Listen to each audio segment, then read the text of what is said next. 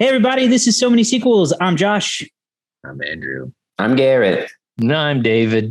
Okay. Sorry. Didn't know it came over me there. Maybe you were possessed. Mm-hmm. Maybe the devil made you do it.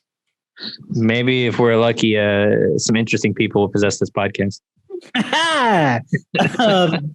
We're very spooky today. It's Halloween and it's the summertime because we're doing a horror. It's hot as hell here in Oklahoma. I think that's a literal thing that we can say. You know, it's not often. I don't know that we've ever really done a horror movie outside of our, predetermined Halloween window. Month. Yeah. Halloween month. So this could be fun. We did one last week. We did A Quiet Place. Yeah, and we did Spiral. Dang. Man, then we've done like 3 in a row. What am I even talking about? Well, it's not. To be fair, those movies were not. To be fair, those movies were not supposed to be. Some of those movies were not supposed to be released right around this time. That's true, at least for Spiral. But today we're going to talk about the next movie in the Conjuring universe, which is The Conjuring. The Devil Made Me Do It. This is the 3rd Conjuring movie. So there's a whole universe for people unfamiliar. There's like 9 Conjuring movies, but this is the 3rd movie in the Conjuring main series. The others are, Annabelle and The Nun and the Curse of La Llorona. But this is the main storyline following Ed and Lorraine Warren, a real life couple who are like paranormal investigators, and these are based on true stories. The cases that they have worked on. We have already covered the first Conjuring movie. We did that last year, so go check that out if you missed it. I feel bad for the Conjuring 2 now. We've skipped it. We have skipped it. Maybe we can find a way to work it in someday. Middle child, what are you gonna do? I remember it being in October. Good, but we'll see what happens when October comes. Yeah. Obviously, there will be spoilers for the movie in this podcast. I don't think you really need to see the others to understand this one. But if you don't want it spoiled, well, you might wait. Rated S for spoilers. Yes. In this one, Ed and Lorraine they're not investigating. They're taking part in an exorcism where yada, yada, yada. The demon moves into another body. The demon kills people, and now he's trying to argue in court that the devil possessed him, and they have to now prove the existence of demons in a court of law, and scariness ensues. So, who would like to give their first thoughts on this movie? I'll go because I think I'll be a little controversial where I really liked this movie, but I didn't find it very scary. I think that the story was really interesting for me. As far as I haven't seen a ton of the Conjuring movies. I think I've only seen the one that we've done for this, including the whole universe. So like this would be the second one. So I don't really know a ton about Ed and Lorraine as a viewer. And I felt like I got a lot of that in this movie with like horror elements that would pop up. But I think for me, what suffered from this movie is that everything was in the trailer. And so I knew what was coming and I could piece it together based on what I remember seeing from the trailer. So it took away some of the scares that build up. I was very tense throughout a lot of it, but then the payoff, I felt like I had already seen it or knew that it was coming. So I didn't get that excited release. It was kind of just like a flat balloon. But it was still a solid movie. I think it was a very good, if you get to a point where you see this series and you can only see so many contorted bodies until they're not as scary, possessions until they're not as scary. They're still there, but how do you shake it up enough? And I don't think this one quite did it, but it was still very interesting. I'm kind of in the same boat. Yeah. Is that what you think? Yeah, because I didn't feel as I thought it was a good movie, but I actually thought it was actually less scary. And I didn't really, after a while, I just kind of dropped off for me. It was just like, what more can I see right now? What more are they going to do? Now I understand that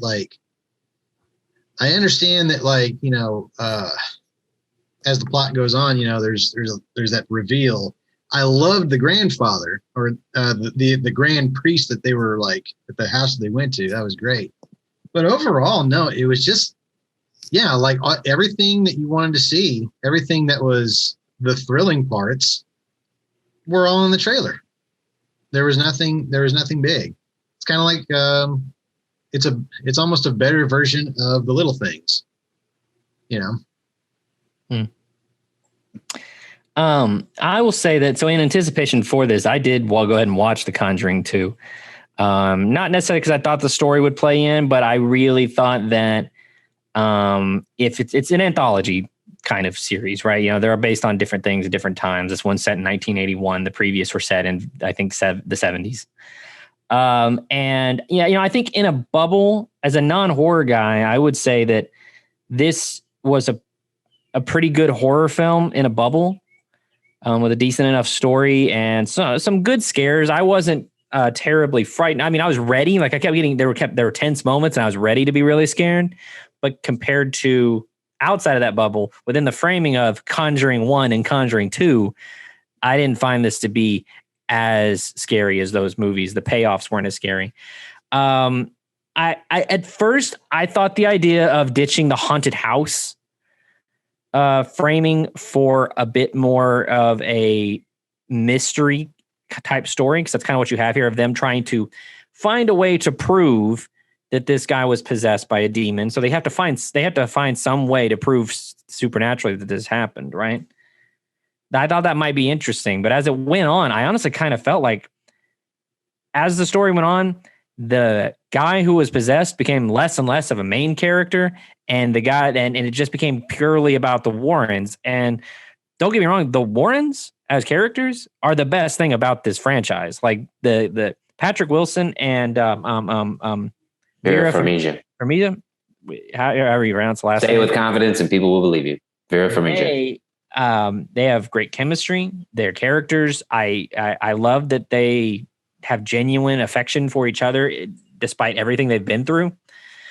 They hold it together. And so as charismatic as they are, I kind of started to think like, I'm kind of losing. After a while, I was like, okay, I'm kind of losing the plot here. What are they even doing now? They're hunting down somebody who's leaving totems of possession around Massachusetts or something. It just, after a while, I thought things got a little murky. I'll also say that while I think there's only so far you can push things in a inspired by true events movie or based on true events movie, this felt, the end of the first Conjuring felt fairly believable. Like it's a small group of people who are involved. You kind of can only take their word for it. The second one I won't spoil anything, but the second one kind of pushes the limits of like, well, this could have happened. Elements of this could have happened. And so but it seems kind of like more people would have talked about that. This though, there's like three things. It's like, okay, if that had happened, that would be like major news. Spoiler alerts, this dude's getting like levitated and choked out in a prison full of guards watching it happen. I feel like that would be that. Okay. We summoned to the stand all the guards from the state prison. We totally watched this dude levitate in the sky and everything burned around him as it happened. I think that dude was totally possessed. It just kind of pushed the elements, push the idea of it. It's like, I know it's a movie, but I think if you're going to claim to be based on true events, keep it with, you got, it's a fine line to walk before people start going, okay, yeah, right. I just don't believe that the Warrens would emerge from an underground bunker and the cops would all show up and they go, hey, downstairs, there's like a mangled up demon body. So go check that out. I feel like that would have made news. and it didn't. That's I mean, this, as far as I can tell, based on it, like the entire second half of the movie is just completely made up. That's fine. And what? Oh, I'll get to that later. But it's a I like the Exorcist reference at the beginning. That was really fun. I can't remember. I had one other point I was going to make, but yeah, I felt like in general it was good compared to Conjuring 1 and 2. It was not as good. Okay. I liked it. I am a fan of this series, and I thought this was. I think there was an attempt behind this one to shake up the storytelling a little bit, and I appreciated that. Rather than being a haunted house story, they did introduce the courtroom element and Ed and Lorraine needing to prove the existence of the supernatural rather than keeping the story kind of contained into one home. So I like that. I like that idea anyway. I don't think it was executed as well as I wish it had been. And I'm just going to go ahead and blame that on the fact that James Wan did not direct this movie. He is the director of the first two Conjuring films. He, I don't know why he didn't direct this one, but it was directed by Michael Chaves, who also directed The Curse of La Llorona, which is a really bad movie. So I can see the similarities there. And it's almost like it's almost like this movie succeeds because the foundation is good. And if it didn't have the solid foundation, it would have been terrible. But I think Ed and Lorraine are still great. Like David said, they're the best part of the franchise. This tackles the characters in the same way that I think A Quiet Place does, where I am attached to them and they make you care about the characters. So I don't have to go into this movie and be scared all the time because I'm watching this movie to watch these characters more so than anything else. I wish the scares were a little stronger, but I blame that on James Wan, who is really a master of horror in his own right, not being involved in the directing of this. It relied too much on cliched jump scares and not some of the creepier ones that you see, especially in the first Conjuring movie, where they're not even always jump scares. They're just so in your face messed up. I will disagree on the thing mentioned earlier that eventually you see enough bodies contorting that it's not scary anymore. No. That's always horrifying. Always. I will never not be horrified. I don't like it. By 11-year-old snapping their I don't like it, and I don't condone it. I don't think it's a good thing. You shouldn't put it in your movie. You're gonna scare me. But you did it once, and again, I already saw it in the trailer, so I wasn't scared.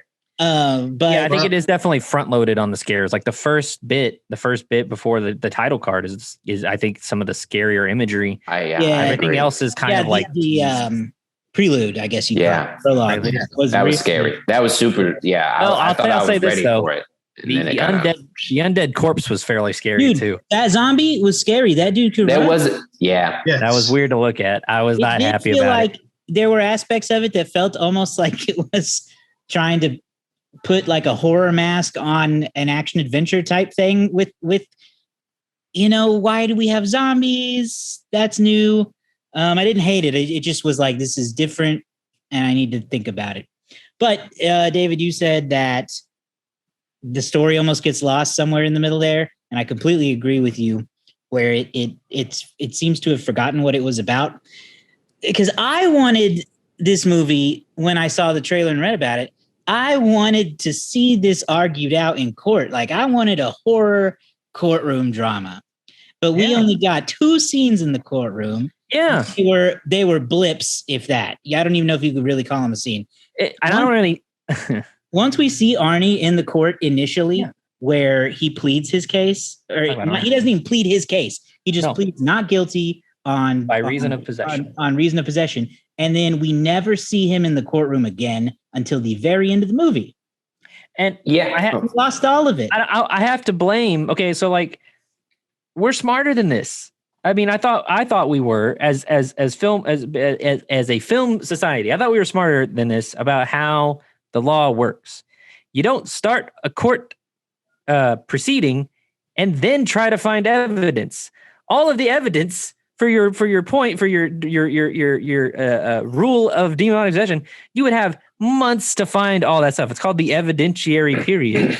There's no way that like all them running around trying to find stuff, like they're in court right now.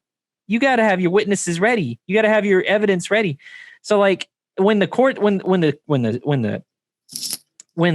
trial started, I was like, oh, well, this is getting underway pretty quick. But then also they just come back and like it's over. Like they didn't even the Warrens didn't even testify.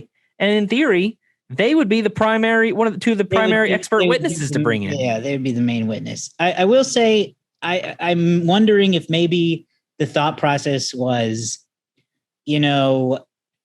this whatever you believe about the supernatural, it is a true story that Arnie Johnson killed a man and pled not guilty on basis of demonic possession. That happened.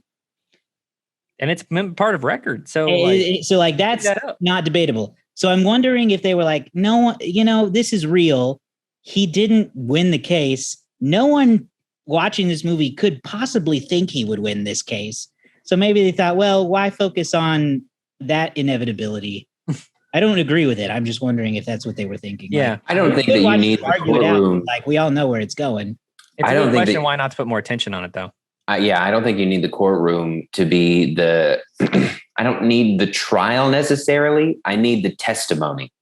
I need, honestly, in this particular movie, I think that you let Ed and Lorraine not be backseat characters, but you let the little boy testify and tell his version of being possessed, and Ed and Lorraine are there for it as a part of it, but he is telling the story as to what happened, and you're experiencing it from his perspective. And I think that would have been scarier. And then you shift it and have Arnie do the same thing. And in the meantime, you tie that in with Ed and Lorraine during their investigation. Like the evidence has already been gathered, but they're telling the story via the testimony. And I think that is a better way to spread it out.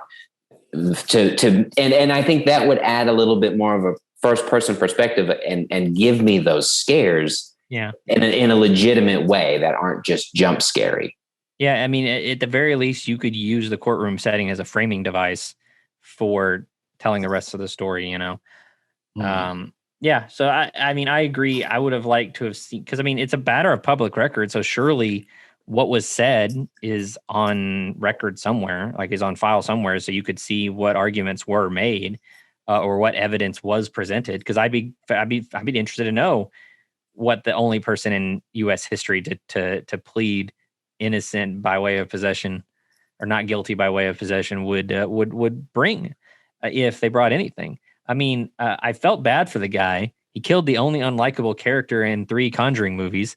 So I was like, oh, that's not the worst guy he could have killed. Well, I think that's what, like, they had to have him kill a man and you still feel bad for him. So of course it had to be the jackass. I mean, I felt great for this kid. This dude looks like a young Bill Paxton, like every time he'd come on screen, I was like, man, it's not looking at like 21-year-old Bill Paxton right now. He's all sweaty and looks like a hayseed. I don't know, but he's from Ireland or some nonsense.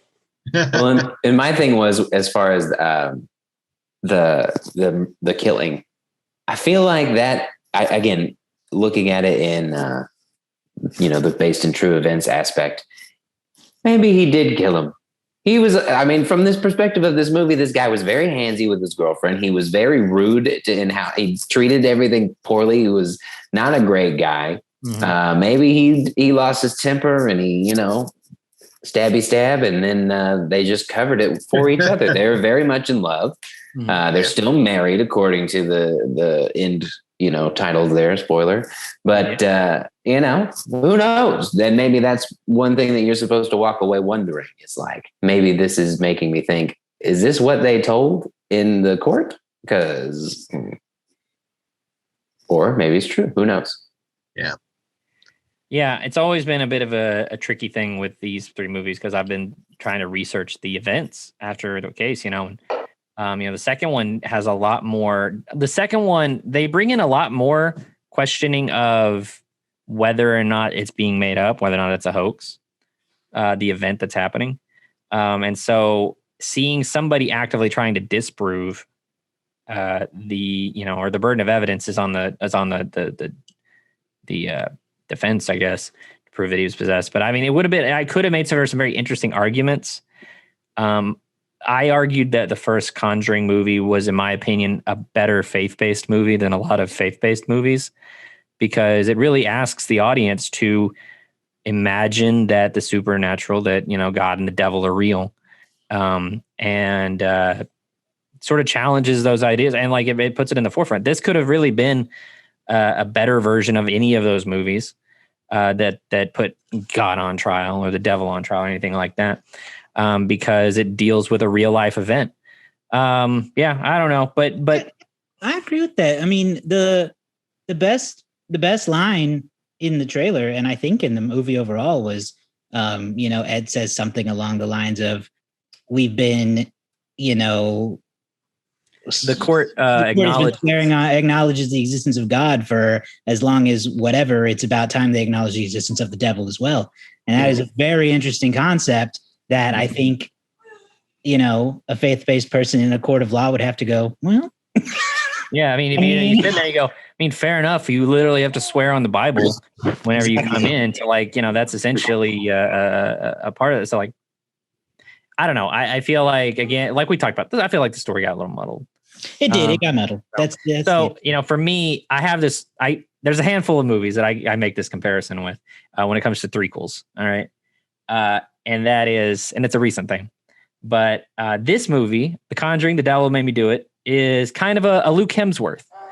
Luke Hemsworth, great looking guy on his own. It just sucks that his brothers are Liam and Chris. And that's the situation here. The Conjuring, Devil Made Me Do It has Liam and Chris for brothers. So it just kind of doesn't feel up to the same level as those. And that's it's probably really mean to Luke Hemsworth. But it's true. He's a great looking guy. The movie was still good. We still liked it. It's still good. Honestly, it is better. It's miles better than Spiral, in my opinion. The storytelling, it's more solid for sure. The storytelling is better. The performances are better. Visual effects are great. It's just, I make the same comparison about the Captain America franchise. I think that the first Avenger, the Captain America First Avengers, a really good movie. But The Winter Soldier and Civil War are like really, really fun movies. So it just stands out as being like, wow, man, it's so different.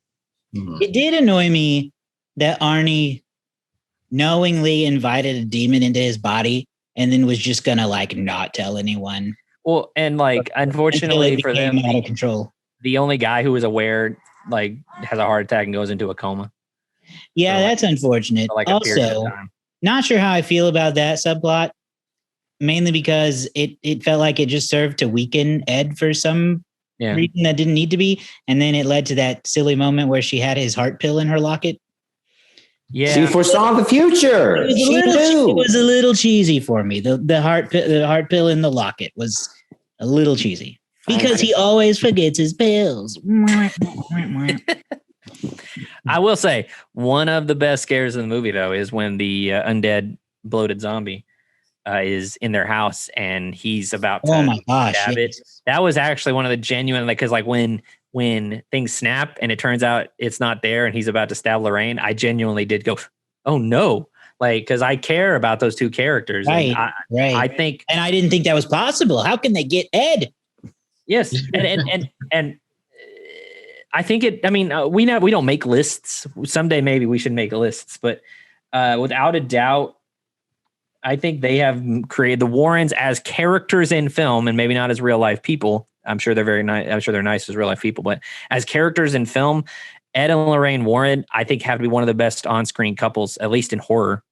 Like I've never seen an on-screen couple throughout like a series of movies that I genuinely liked this much. I mean, the real Ed and Lorraine are almost certainly like scam artists, but yeah, I love the fictionalized versions of them so much. Yes, I choose to believe they are the real ones. Really well written characters. Every movie ends with them in like this nice, like you just feel good for them. Yeah. And you wonder, why do they do this? Yeah, to help others.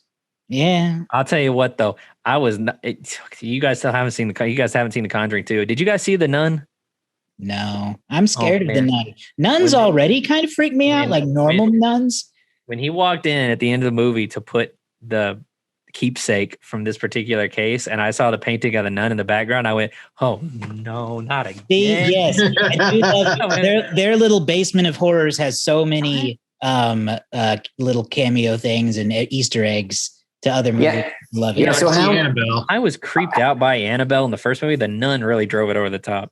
How many are Ed and Lorraine in? Are they like in all the Annabelle movies? Are they in all of or is it just the Conjuring movies? Let me look here. I think they're just in the Conjuring movies. I think they may make a cameo at the end of one of the Annabelle movies. Let me look that up real quick. But I know they are in these main three. And obviously all these items that they have, or most of these items they have linked. I don't know where the Curse of La Llorona was set up or spun out of, or if they intended to bring it back around at some point. So this information's got to be somewhere. Okay, so hang on. Warren's Ed and Lorraine are in. Ed, Patrick Wilson makes an appearance in Annabelle. And Lorraine and Patrick make an appearance in The Nun. So right. There you go. Oh, and they're both in Annabelle Comes Home. So there you go. They have appeared in some of the other ones, but not all the other ones. Okay. Let's move on to our box office report for this movie. We have the premiere weekend, and I believe we've got another little pandemic hit on our hands. Do we not? A little bit of one, So we're going to look at how much money did the movie make. It's the box office stats with David. If you are a jingle writer and interested in writing a jingle for David, please do so. For no money. Those are the lyrics. Yeah. We'll give you credit, though. Those are the lyrics. Well, maybe we'll come up with something, a prize package of some sort. So The Conjuring debuted just recently, just from this recording, June 6th of 2021. Opening weekend was pretty good. It made $24.1 million in 3 days, unseating the very popular Quiet Place 2, which you can listen to our review of right now, which in its second weekend brought in $19.2 million. At number 3, Cruella brought in $11 million. I don't know if our review of Cruella will be up at the time of this, but it will be soon. Or maybe it is. Who knows? So you're in the future. Go listen to Cruella. At number 4, a bit of a surprise film. Spirit Untamed. This is a sequel to Spirits Dying of the Cimarron from the early 2000s, brought in 6.1. And at number 5, oh boy, what an interesting story this has been. Raya and the Last Dragon continues to stay in the top 5 for the box office in 2021, making it 14 straight weeks. That is the second best top 5 run of the pandemic, behind only The Croods, The New Age, which went 17 straight weeks in the top 5. Some little inside. Pretty insane, because by this weekend, Raya and the Last Dragon had hit Disney Plus for all customers. Yes, and so that's a bunch. I mean, it's made over the course of the year, it has made $53 million. I mean, honestly, for seeing what A Quiet Place 2 did, I think an argument could be made they should have just put Raya and the Last Dragon, released it at the beginning of June, and that movie would have done probably would have done $50 million in 2 weeks. Anyway, for the Conjuring universe, The Devil Made Me Do It. Actually, you would think because it's a pandemic, it would be a bit hobbled, but actually, it's not necessary. It's not the worst opening of any movie in the Conjuring franchise. It opened better than Annabelle Comes Home at 24 million. It is 24 million right now. It is still in last place, but it could easily, over the course of the summer, climb its way up. The highest grossing film in the franchise domestically is The Conjuring, the first one. followed by The Nun and The Conjuring 2. The first Conjuring brought in $137.4 million. As we talked about, you can go listen to our original Conjuring review right now. For the year on 2021, it is a tight race at the top. As of June 10th, Godzilla vs. Kong is still in that number one spot with $99.1 million in the domestically. A Quiet Place 2, in very short order, has climbed to the number 2 spot with $95.2 million. Raya and the Last Dragon, as mentioned, $53 million. Cruella jumped into the number 4 spot pretty quickly with $47.9. And Demon Slayer Mugen Train is very close at number 5 with $47.7. So, this is a great thing, again, of we have reviews up right now for Godzilla, A Quiet Place, Raya, and we'll have one up soon for Cruella. I don't know if we're going to review Demon Train, but maybe we should by the end of the year. Who knows? The world is our oyster. So I think that's all this. Well, I'll pull up the international numbers real quick. I think the numbers are pretty much the same, but I think A Quiet Place is close to unseating Godzilla. Unseating Godzilla. It'll certainly happen this weekend. I'm sure of it. Well, I think what's going to happen is Godzilla, it's not got a lot left to it. And right. I think that The Quiet Place, in terms of domestic numbers, is going to end up being that first movie to break $100 million since the pandemic started, which Godzilla was inching its way towards. Chinese film Hi Mom is still the number 1 movie worldwide with $820 million. Chinese film Detective Chinatown 3 is number 2. Godzilla vs. Kong, number 3. F9, which is already released, Fast Furious 9 is already released internationally. It's in the number 4 spot. And I've not heard of this movie. It's called Impasse, is at number 5 at 180 million. Quiet Place 2 is in the number 6 spot already for the year. So anyway, that's it for the box office stats. I went a little long, but I'll throw it to Josh for the Letterboxd game. All right, let's get to guessing. What did the Letterboxd community rate The Conjuring, The Devil Made Me Do It? I'm going to say a 3.3.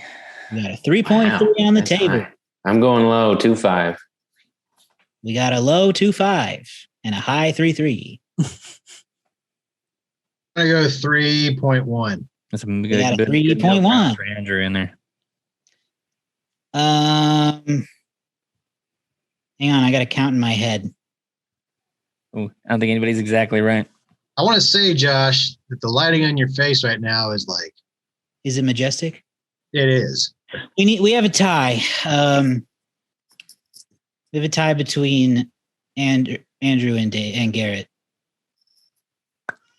So is it come up with a tiebreaker, bro? Is it a 2.8 then? It is a 2.9. So no, never mind. So it's Andrew. I counted as they were both 3. Never mind, Andrew won. Because you are Andrew. 0.3 off. It was a 2.9. You guessed 3.1. Breaking news. All right. Cool. There you go. Alrighty then.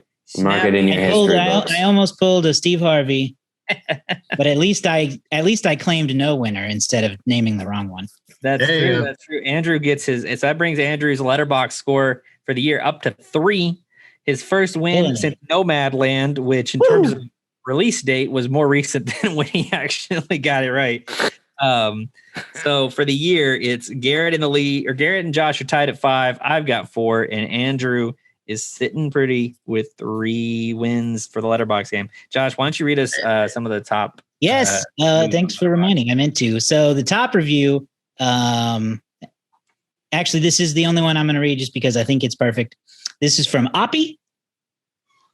Every Conjuring movie be like, this is the scariest job that Ed and Lorraine Warren ever did. Like there is any job they did that aren't scary. These guys are literally Ghostbusters. That's the most popular. Yeah. Love it. What are our ratings? That's true. I'm going to give it a 3.5. We got a 3.5. I'm going to give this a 3. Wow. I'm stunned. I'm going to go with a 2.5. What? You liked it more than we did. No, I didn't. I also give it a 3.5 because I liked it a lot. Interesting numbers.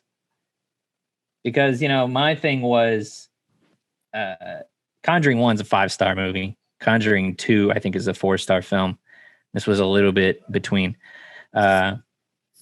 Big year in terms of horror films have really, if you want to classify A Quiet Place 2 as a horror film, they're really leading the way out of this pandemic. Well, our joint score averaged out is a perfect 3, which is only 0.1 off from Letterboxd's 2.9. So once again, we managed to have our finger on the pulse of the Letterboxd community. That does it for us, though, this week. Please be sure to check us out online, Facebook, Twitter, Instagram. Subscribe in your favorite podcast app or on YouTube. You can find all our links at somanysequels.com. Just go there and have fun clicking links. We'll be back next time with another movie review. Bye. Adios.